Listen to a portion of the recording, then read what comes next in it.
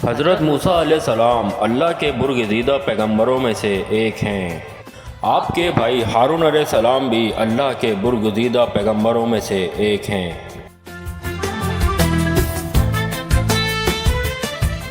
یہ 1520 قبل مسیح کی بات ہے۔ مصر پر فرعون نامی بادشاہ کی حکومت تھی۔ خدائی کا دعوے دار یہ بادشاہ بڑا ظالم اور جابر تھا۔ اس نے بنی اسرائیل کو اپنا غلام بنا رکھا تھا، حالانکہ وہ حضرت یوسف علیہ السلام کے زمانے سے وہاں رہائش پذیر تھے۔ حضرت یوسف علیہ السلام نے اپنے والد حضرت یعقوب علیہ السلام اور اپنے بھائیوں کے لیے ایک قطع زمین اس وقت کے فرعون بادشاہ ریان بن ولید سے حاصل کی تھی۔ حضرت یعقوب علیہ السلام کی یہی نسل بنی اسرائیل کہلائی جو مصر میں خوب پھلی پھولی۔ یہ لوگ حضرت یعقوب علیہ السلام کے دین کے پیروکار تھے اور اس وقت اللہ کے نزدیک یہ سب سے بہتر جماعت تھی۔ انہوں نے فرعون کو سجدہ کرنے اور اسے رب ماننے سے انکار کر دیا تھا۔ اسی وجہ سے فرعون اور اس کے حواری ان پر ظلم و ستم کے پہاڑ ڈھاتے تھے اور ان سے گھٹیا کام کرواتے تھے۔ یاد رہے کہ فرعون کسی خاص شخص کا نام نہیں تھا بلکہ مصر کے بادشاہوں کا لقب تھا۔ تاریخی حقائق کے مطابق 21 فرعونہ خاندانوں نے مصر پر حکومت کی۔ سب سے آخری خاندان نے 332 قبل مسیح میں سکندر اعظم کے ہاتھوں شکست کھائی۔ عمران کے گھر میں حضرت موسیٰ علیہ السلام کی پیدائش اس زمانے میں ہوئی جب فرعون اسرائیلی لڑکوں کے قتل کا فیصلہ کر چکا تھا۔ اس لیے ان کی والدہ اور اہل خاندان ان کی ولادت کے وقت سخت پریشان تھے کہ کس طرح بچے کو قاتلوں کی نگاہ سے محفوظ رکھے۔ بہرحال جوں تو کر کے 3 مہینے تک ان کو ہر ایک کی نگاہ سے اوجھل رکھا اور ان کی پیدائش کے متعلق کسی کو خبر نہ ہونے دی، لیکن جاسوس کی دیکھ بھال اور حالات کی نزاکت کی وجہ سے زیادہ دیر تک اس واقعے کی پوشیدہ رہنے کی توقع نہ ہو سکی اور اس لیے ان کی والدہ سخت پریشان رہنے لگی۔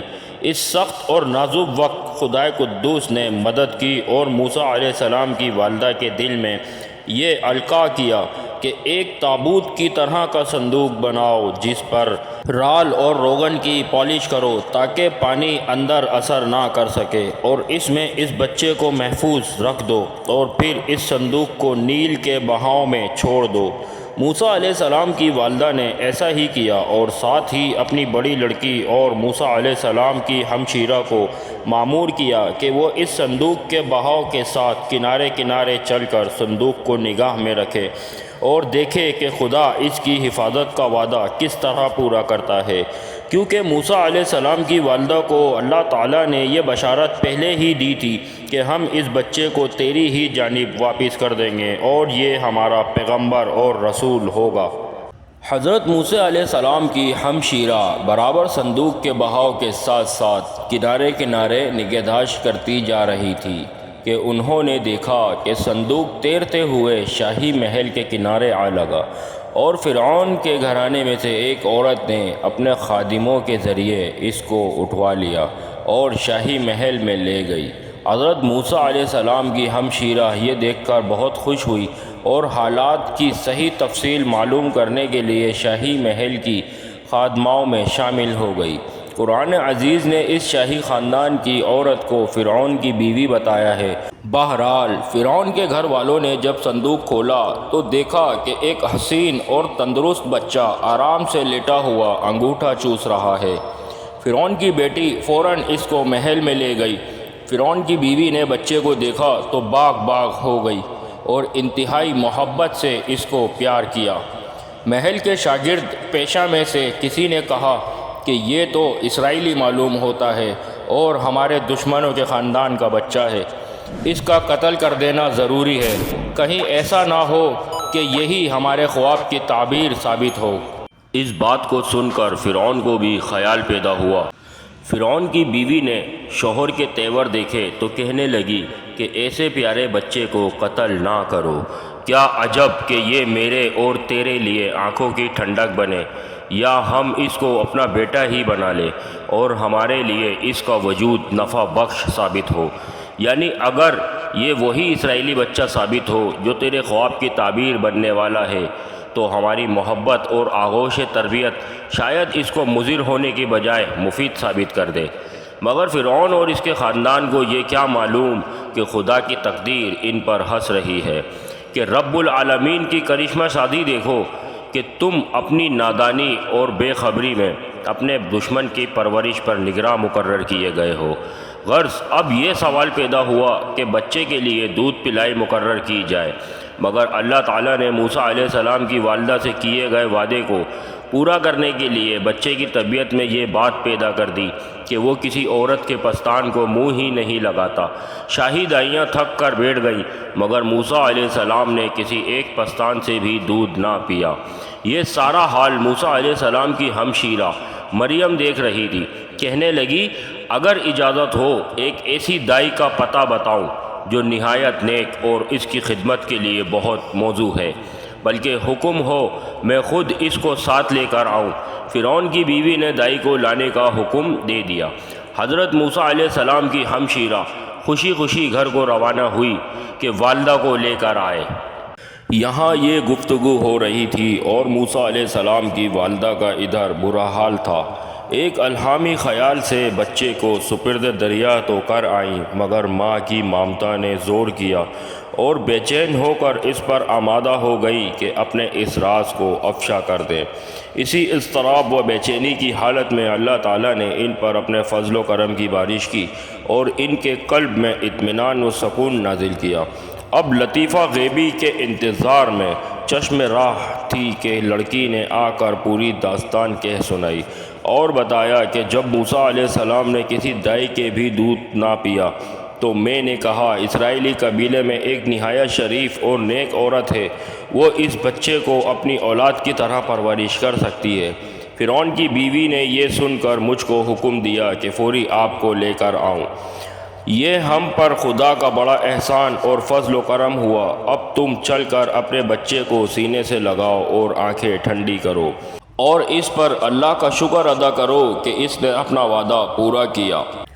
حضرت موسیٰ علیہ السلام نے فرعون کے گھر میں ہی پرورش پائی اور وہیں پلے بڑھے اور جوان ہوئے۔ چنانچہ حضرت موسیٰ علیہ السلام نے دین کی تبلیغ شروع کی اور فرعون اور اس کے حواریوں کو بتایا کہ ایک خدا پر ایمان لاؤ۔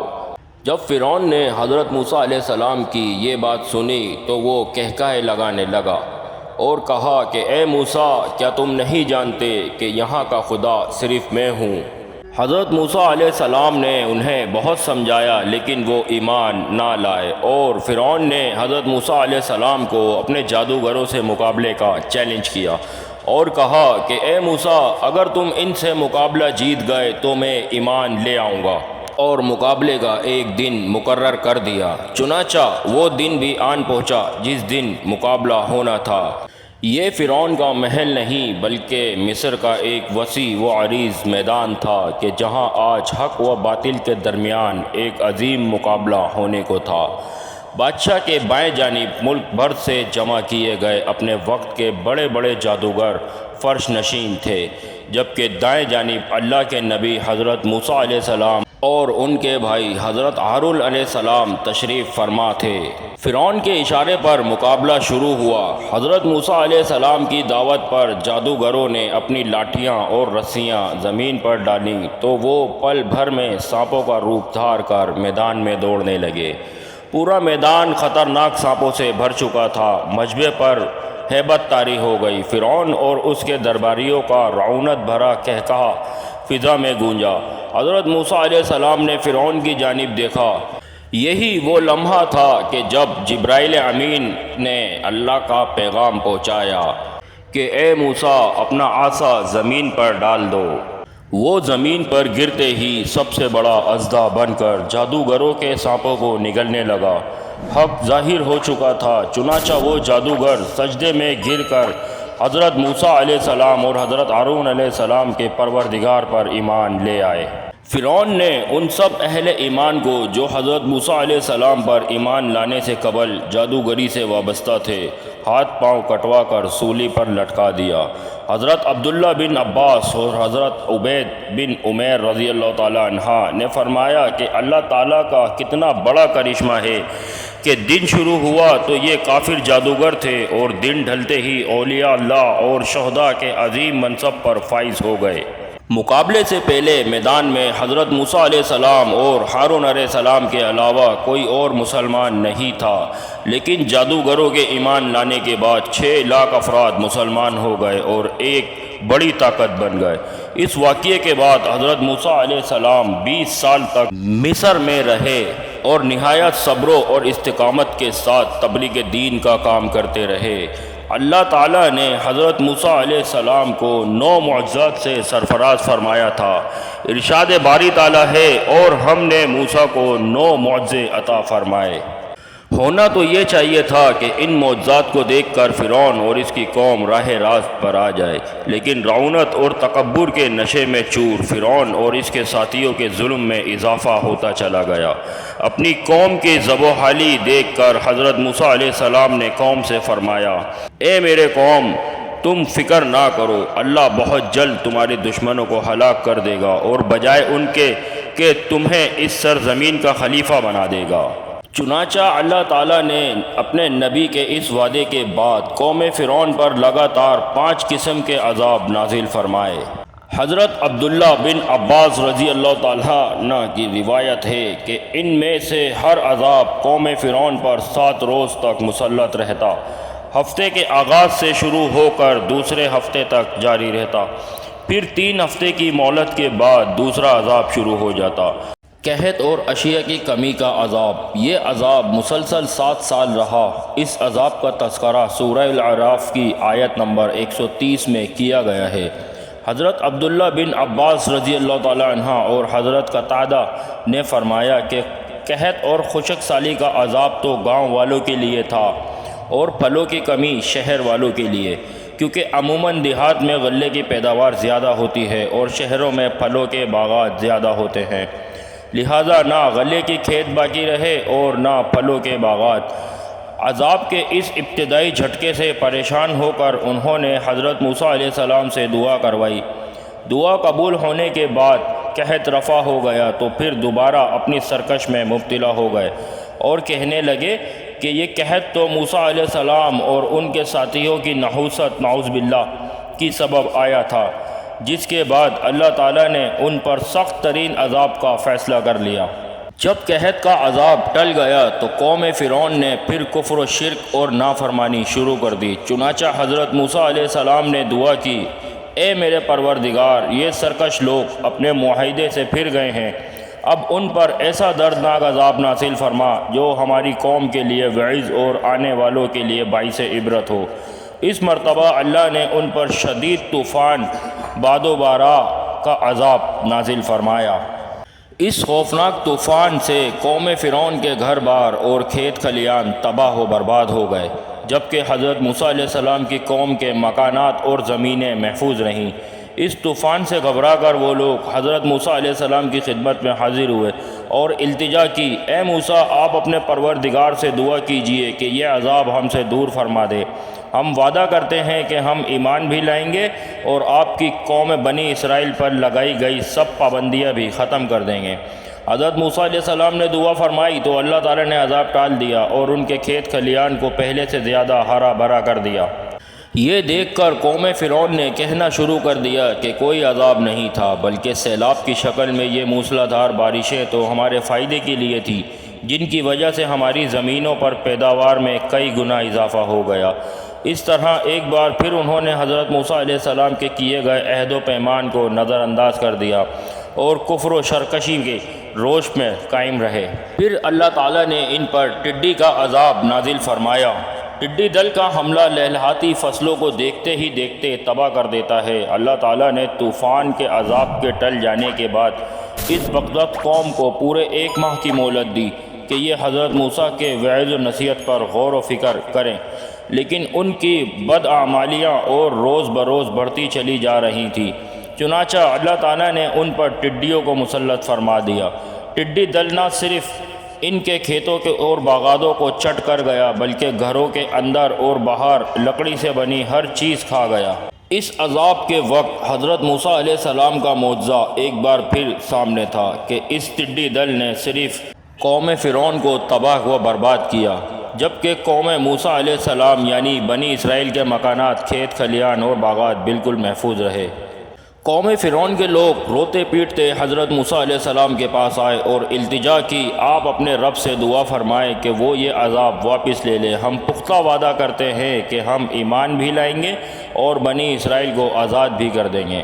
حضرت موسیٰ علیہ السلام نے دعا فرمائی اور عذاب ٹل گیا۔ اللہ تعالیٰ نے انہیں پھر 1 ماہ کی مہلت دی کہ وہ غور و فکر کر لیں، لیکن وہ لوگ اپنی پرانی روش پر ہی قائم رہے، ایمان لائے نہ ہی بنی اسرائیل کو آزاد کیا۔ پھر 1 مہینے کی مہلت کے بعد اللہ تعالیٰ نے ان پر کیڑے مکوڑوں کا عذاب مسلط کر دیا۔ کیڑوں کا یہ عذاب ممکن ہے کہ دونوں قسم کے کیڑوں پر مشتمل ہو، کیونکہ اس گھن نے ان کے غلے کا وہ حال کر دیا کہ 10 سیر گیہوں پیستے تو اس میں سے 3 سیر آٹا بھی نہیں نکلتا، جبکہ جوؤں کی کثیر تعداد ان کے بال، پلکیں اور بھویں تک چٹ کر گئیں۔ اس سنگین صورتحال سے قوم فرعون ایک بار پھر بلبلا اٹھی اور حضرت موسیٰ علیہ السلام سے فریاد کی کہ اب کی مرتبہ ہم ہرگز وعدے سے نہیں پھریں گے۔ لہٰذا حضرت موسیٰ علیہ السلام کی دعا سے یہ عذاب بھی ٹل گیا، مگر یہ قوم تو کفر و ضلالت میں غرق تھی، عافیت ملتے ہی اپنی پرانی ڈگر پر گامزن ہو جاتی۔ اس بار بھی 1 ماہ کی دی گئی مدت گزر گئی، مگر انہیں نہ تو اپنے وعدوں کا پاس رہا اور نہ ہی حضرت موسیٰ علیہ السلام کی وعظ و نصیحت کا ان پر کوئی اثر ہوا۔ چنانچہ مدت مہلت گزرنے کے بعد اللہ تعالیٰ نے ان پر ایک اور عذاب مسلط فرما دیا۔ اس عذاب کی نوعیت یہ تھی کہ ان کے گھروں میں اس قدر کثرت سے مینڈک پیدا ہو گئے کہ وہ جہاں بیٹھتے مینڈکوں کا جم غفیر لگ جاتا، سونے کے لیے لیٹتے تو ان کا پورا جسم مینڈکوں سے ڈھک جاتا، یہاں تک کہ کھانے پینے کی اشیاء سمیت ہر چیز اور ہر جگہ لاکھوں کی تعداد میں موجود مینڈکوں نے ان کی زندگیاں اجیرن کر دی۔ چنانچہ اس عذاب سے عاجز آ کر ایک بار پھر روتے پیٹتے حضرت موسیٰ علیہ السلام کے پاس جا پہنچے۔ آپ علیہ السلام کو ان کی حالت زار پر رحم آ گیا، چنانچہ ایک بار پھر وعدے وعید ہوئے اور حضرت موسیٰ علیہ السلام کی دعا سے عذاب رفع ہو گیا، مگر اس عذاب سے نجات پا کر وہ پھر اپنی ہٹ دھرمی پر اتر آئے اور کہنے لگے کہ اب تو ہمیں اور بھی یقین ہو گیا کہ موسیٰ نعوذ باللہ بہت بڑے جادوگر ہیں۔ اللہ تعالیٰ نے انہیں 1 ماہ کی مہلت دی، لیکن انہوں نے تو راہ راست پر نہ آنے کی قسم کھا رکھی تھی۔ اس مرتبہ ان لوگوں پر طاعون کی وبا مسلط کر دی گئی، جس میں ان کے 70,000 افراد لقمہ اجل بنے۔ تاہم حضرت موسیٰ علیہ السلام کی دعا سے یہ عذاب بھی رفع ہو گیا، لیکن اتنی آزمائشوں اور مسلسل وعدوں کے باوجود یہ ربوبیت فرعون پر قائم رہے اور مسلسل عہد شکنی کرتے رہے۔ ہر گزرتے وقت کے ساتھ فرعون کے تکبر و غیظ و غضب اور ظلم و ستم میں اضافہ ہوتا چلا جا رہا تھا، لہذا رب ذوالجلال نے ان کی دراز رسی کو کھینچنے کا فیصلہ کر لیا۔ حضرت موسیٰ علیہ السلام کو حکم دیا کہ میرے بندوں کو لے کر راتوں رات نکل جاؤ۔ اس حکم کے بعد حضرت موسیٰ علیہ السلام مرد، عورتوں اور بچوں سمیت 6,30,000 سوار اور 20,000 پیادے لے کر 9 محرم بروز ہفتہ غروب آفتاب کے بعد مصر سے دریائے کلزم بحیرہ احمر کی جانب روانہ ہوئے۔ فرعون جدید ہتھیاروں سے لیس اور 7 لاکھ سے زائد سواروں کے ساتھ ان کے پیچھے روانہ ہوا۔ بنی اسرائیل کے پیچھے فرعون کی سپاہ کا ایک سیلاب اور آگے بھپری موجیں تھیں۔ پھر جب دونوں جماعتوں نے ایک دوسرے کو دیکھا تو حضرت موسیٰ کے ساتھیوں نے کہا ہم تو پکڑے گئے۔ حضرت موسیٰ علیہ السلام نے کہا ہرگز نہیں، میرا رب میرے ساتھ ہے، وہ مجھے راہ بتائے گا۔ اسی وقت حضرت موسیٰ علیہ السلام کے پاس وحی نازل ہوئی کہ اے موسیٰ اپنا عصا دریا پر مارو۔ دریا پر لاٹھی مارنے سے 12 خشک راستے نکل آئے، بنی اسرائیل کے 12 قبیلے ان میں سے گزر گئے۔ یہ منظر دیکھ کر فرعون خوف زدہ ہو گیا، اپنا گھوڑا دریا میں ڈالا اور لشکر کو پیچھے آنے کا حکم دیا۔ فرعون اور اس کا لشکر جب بیچ دریا میں پہنچا تو اللہ تعالیٰ نے دریا کو روانی کا حکم دے دیا۔ دریا کے سب راستے آپس میں مل گئے۔ فرعون جب ڈوبنے لگا تو پکار اٹھا، میں ایمان لایا موسیٰ اور ہارون علیہ السلام کے رب پر، اس کے سوا کوئی معبود نہیں، اور میں فرما برداروں میں سے ہوں۔ جواب ملا، اب ایمان لاتا ہے، حالانکہ تو پہلے نافرمانی کرتا رہا اور مفسد بنا رہا۔ تو آج ہم تیری لاش کو پانی سے نکال لیں گے تاکہ ان کے لیے نشان عبرت ہو جو تیرے بعد ہے، اور بہت سے لوگ ہماری نشانیوں سے بے خبر ہیں۔ آج بھی فرعون کی حنوط شدہ لاش عبرت کا نشان بنی مصر کے عجائب خانے میں محفوظ ہے۔ قوم فرعون پر نازل کیے گئے یہ عذاب امت مسلمہ کے لیے نہ صرف باعث عبرت ہے بلکہ غور و فکر کی دعوت بھی دیتے ہیں۔ 58 مسلم ممالک اور 2.5 ارب مسلمان جس زب و حالی اور تنزلی کا شکار ہیں وہ اللہ کی ناراضگی کی وجہ ہے۔ ہم نمازیں پڑھتے ہیں، حج عمرہ ادا کرتے ہیں، زکوٰۃ دیتے ہیں، قرآن پڑھتے ہیں، لیکن سود کو برا نہیں سمجھتے۔ رشوت لینا اور دینا مجبوری جانا جاتا ہے۔ جھوٹ بولنا، دھوکہ دینا معمولی بات سمجھی جاتی ہے۔ ناپ تول میں کمی، بے ایمانی، ہیر پھیر کاروبار کا حصہ ہے۔ امر بالمعروف اور نہی عن المنکر ترقی کی راہ میں رکاوٹ سمجھے جاتے ہیں۔ اگر یہ سب اعمال ہی ہماری کامیابی کے پیمانہ ہیں تو پھر غلاظت کے اس ڈھیر پر بیٹھ کر ہمیں اللہ کے مزید ناراضگی کا انتظار کرنا ہوگا، جو انفرادی عذاب بھی ہو سکتا ہے اور اجتماعی بھی۔